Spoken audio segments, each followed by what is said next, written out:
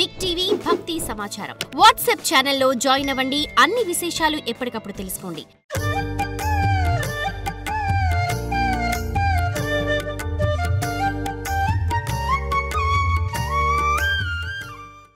దివోదాసు బ్రహ్మమాట కాదనలేక అంగీకరిస్తూ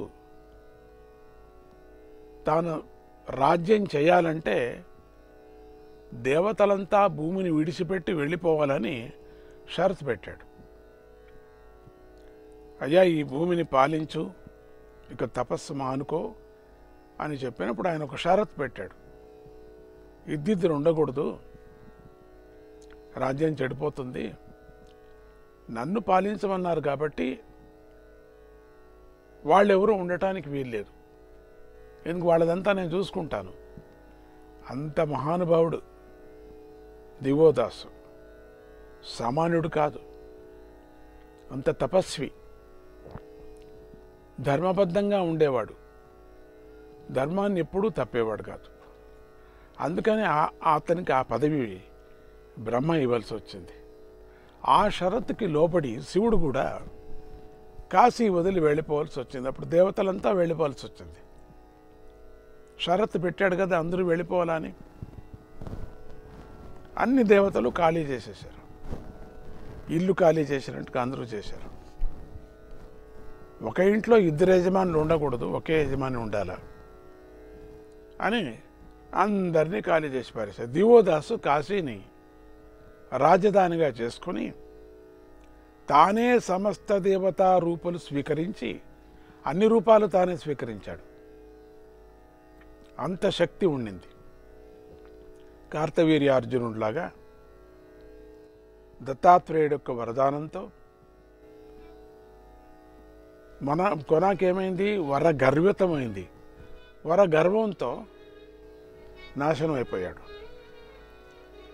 కానీ ఇక్కడ వరాలు పొందిన వాళ్ళకంతా కూడా ఎందుకో చివరిలో కొంచెం గర్వం వస్తుంది.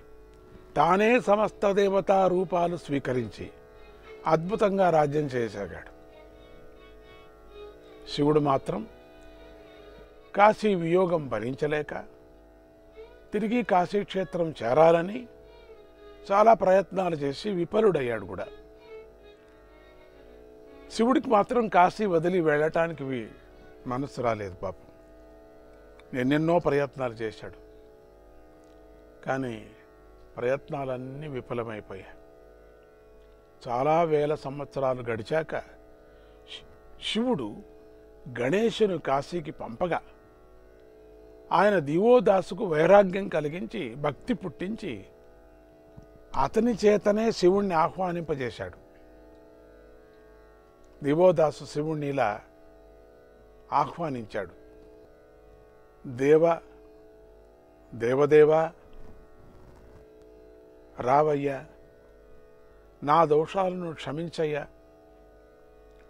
నిన్ను నీ ఇంటి నుంచి వెళ్ళగొట్టాను, అట్టి అపూర్వమైనటువంటి పాపం చేసిన నన్ను పవిత్రీకరించటానికి ఓ ఈశా రావయ్యా, అణువణువునా నువ్వు ఉంటున్నావు, ఎప్పటికీ కూడా అన్ని చోట్ల ఉండనే ఉన్నావు, నువ్వు ఎక్కడకు పోలేవు కూడా, అంతటా నిండి తానే ఉన్నాడు కనుక ఎక్కడికి పోలేడని భావం.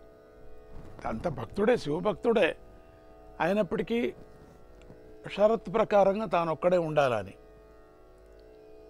నీవు సత్తా స్వరూపుడవు, సత్యుడువు కనుక దేవా, ఇక్కడ మళ్ళీ నిన్ను భాసింప చేసుకో ఓ సచ్చిదానంద తత్వ స్వరూప అని ప్రార్థించాడు. అప్పుడు మహానందభరితుడై సమస్త పరివార సమేతుడై శివుడు కాశీకి విచ్చేశాడు. ఆ సమయంలో శివుని ఆనందం చూసి ఆశ్చర్యపోయిన గౌరీమాత కనులు పెద్దవి చేసుకొని కాశీలో ప్రవేశించి మహాశక్తి స్వరూపునిగా కాశీ విశ్వేశ్వరుని సన్నిధిలో నిలిచింది. పెద్ద కళ్ళు పెట్టుకొని తిలకిస్తున్న ఆమెనే దేవతలంతా విశాలాక్షి అని పిలిచి స్తుతించారు కూడా. ఇది ప్రసిద్ధి అయినటువంటి ఒక కీర్తన. ఇది కూడా అమ్మవారు శివుడు నృత్యం చేసుకొని వస్తున్నాడు, బిరానరా శివ. ఆ పాటలోనే విచిత్రమైనటువంటి శివుడి యొక్క రూపాన్ని చూసి అమ్మవారు మొదటే అమ్మవారిది చాలా పెద్ద కళ్ళు, ఇంకా విశాలంగా పెట్టేసింది. అందుకని ఆశ్చర్యపడింది, ఏమి ఈ కాశీ అంటే ఇంత ప్రేమనా? ఎంతవరకు అనుకుంది ఆవిడకి తెలుసా?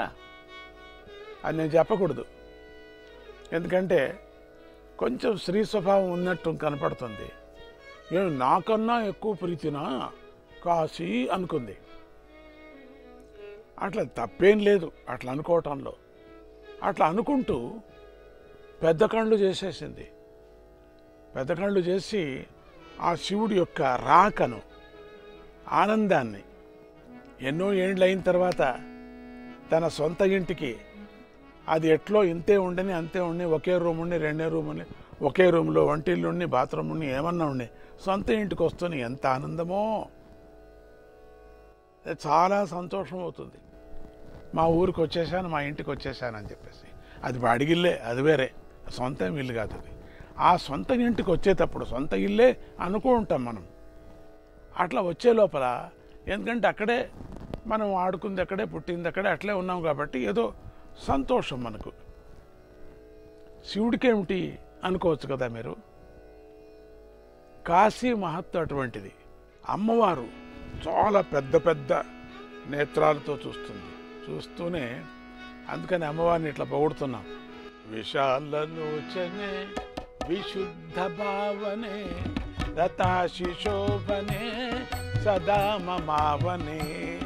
విశాలలోచనే విశుద్ధ భావనే రతాశి శోభనే సదా మమావనే.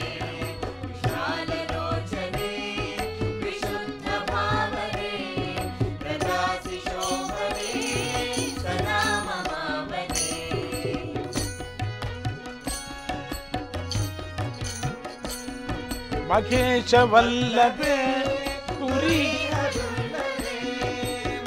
సముల్లభే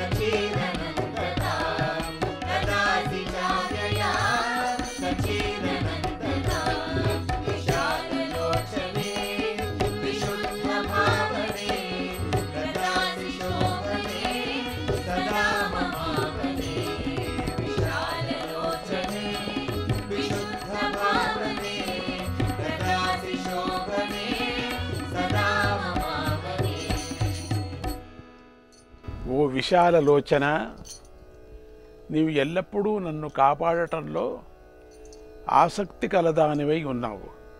అమ్మవారిని పొగుడుతున్నారు ఇక్కడ. నీ భర్త యొక్క ఆనందాన్ని చూడటం వల్ల నీ కన్ను విశాలమైనది కనుక ఎల్లవేళలా సృష్టినంతనూ చూడగలుగుతున్నావు. అవ్యయమైన సచ్చిదానంతత్వాన్ని ఇస్తున్నాం అందరికీ కూడా, ప్రపంచానికి. కాశీ మహాక్షేత్రంలో గల ఆ తల్లి అష్టాదశ శక్తి పీఠాల్లో ఒకటి అయింది. ఎందుకంటే ఇక్కడ మనం అష్టాదశ పీఠ శక్తిలో అమ్మవారిని విశాలాక్షిని మనం అనుకుంటున్నాం కాబట్టి ఎక్కువ కాశీని గురించి, ఇక్కడ దివోదాసు కథను గురించి మనం చెప్పుకోలేకపోయాం. అంటే ప్రధానమైనటువంటి కథ జ్ఞాపకం తెచ్చుకోవటానికోసం పూర్వపీఠికని కాస్త చెప్పుకోవాల్సి వచ్చింది. ఇక్కడ అమ్మవారు చాలా ముఖ్యంగా విశాలాక్షి.